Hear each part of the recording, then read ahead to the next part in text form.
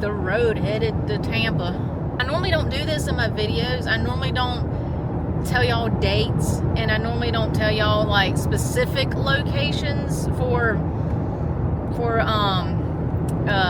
privacy reasonings. But this is a significant camping trip and a significant thing in history that just happened yesterday and last night. So today is actually February 1st. Yesterday, North Carolina experienced a record-breaking snowstorm. They had what was called a bomb cyclone. It's basically a snowstorm hurricane.